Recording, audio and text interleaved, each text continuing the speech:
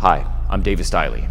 What you're about to see is one of my full back, bicep, and rear delt workouts. Now, understand that everything you see in this video is raw and it's real. This is actually one of my training sessions and how I train. Also understand that if you follow what I say in this video, whether you follow the workout in its entirety or just take some of the concepts, some of the exercises that I describe and apply it to your training, you will see the progress that you want, so long as you're making sure to get enough calories in every single day with enough protein, you're sleeping enough every single night, and you're putting forth the kind of effort that's necessary to cause your body to adapt and grow muscle. So, without further ado, enjoy.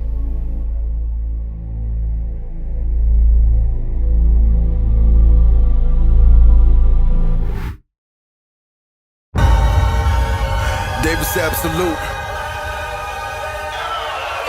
We're starting this session off with the bent over trap bar row. I find that this is much easier on the lower back than a traditional bent over barbell row, and overall is a fantastic option to develop a bigger and thicker back. Immediately establish a rhythm to your repetitions, rebounding the weight out of the bottom, powerfully rowing every rep back as far as you possibly can. Imagine that you're sweeping your elbows back towards your hips while constantly keeping your shoulders pushed down away from your ears. Keep the handle centered over the midline of your feet throughout the entire range of motion, seeking to maintain an equal and normal feeling of balance from heel to toe. Then we move to my all-time favorite lat exercise, a kneeling single arm lat pull down with an added side crunch at the very end range of motion. I like to create as much distance between my hip and my shoulder as possible. I think about leaving my hip in place while reaching my arm up as far as I possibly can. Then I close the distance by drawing my elbow and shoulder down to my hip to a side mini crunch for a full contraction. I literally feel a stretch in the lat at the very top. I arch the side of my body by imagining that I'm pushing my armpit to the wall beside me. Oftentimes I'll push these past failure, aiding myself down to the very bottom on the final reps on the final set. This is an incredibly intense way to finish out the primary lat focus of the session,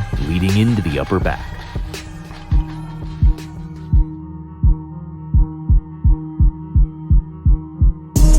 Then we move to the pull-up bar for wide grip pull-ups. With a grip width well outside of shoulder width, more of an emphasis will be placed on the muscles of the upper back rather than just the lats. Instead of merely thinking about pulling yourself up, imagine that you're driving your chest up to the ceiling while pulling your elbows down to the floor. When you first initiate the movement out of the bottom, imagine that you're pulling your shoulders down towards your hips. Doing this will help set them in a safe position from which you pull from. In order for a repetition to count, strive to finish with at least getting your chin over the top of the bar. Then we shift the focus of the session primarily to the upper back and rear deltoids. Place the base of your sternum right at the top of a bench set to about a 30 to 45 degree angle and perform the incline dumbbell reverse fly. This is an exaggerated form of this exercise. As you draw the dumbbells back, imagine that you're driving your chest into the bench as you extend your upper back at the top of every rep. With your shoulders held down, squeeze your shoulder blades together. I like to imagine that I'm trying to pinch a pencil between them. The magic of this movement is at the very end range of motion and in the controlling of the negative. Make sure you go light enough so that you can execute these to the best of your ability. Then we move to the dumbbell rear delt kickback. This movement targets the upper back as well as the rear delts, but the rear delts will be the limiting factor, reaching failure first. Arms straight, chest through, shoulders held down, driving the dumbbells out to the side at a 45 degree angle.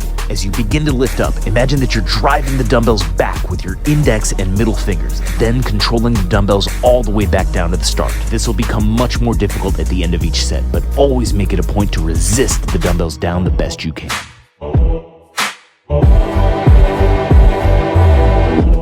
Biceps.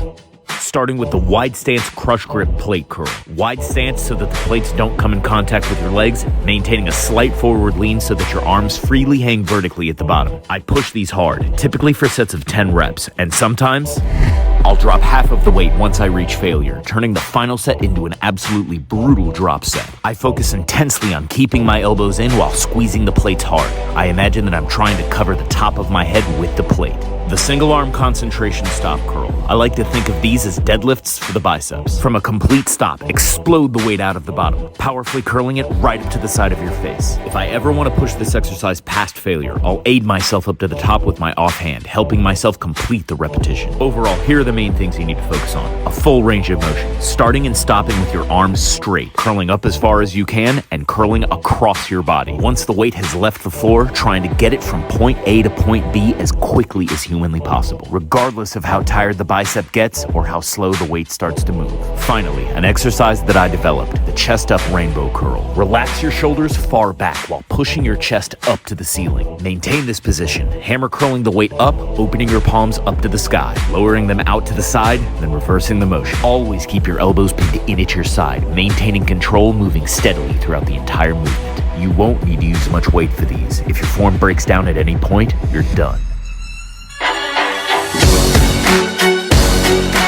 First, thank you so much for watching my video. So I want to make sure that you know something. I want you to know that whether our goal is to bulk up, building as much muscle as we possibly can, or if it's to lose the fat on our body, or if we want to do both of those things at the same time, we should always enter the gym with a structured plan of attack. A great program that's both effective and frankly fun. And that's exactly what you can find on my training app, MYLIFT. It's here that I upload my exact training protocol that I do in the gym every single week. Listen, I know what it's like to not have a concrete plan and you kind of just go into the gym and wing it and hope that you put together an effective training session. Oftentimes it leads you to sort of feeling as if you're lost and you kind of get a little bit down about it. You feel out of control. And how do I know? It's because I've been there before. That's why I make sure not to spare any detail of what I do, how I do it, and why I do it. I make 7 workouts available to you, but you don't have to do all 7. You can do as many or as few as you'd like, mixing it up and making it fit your own life schedule. I take care of the planning.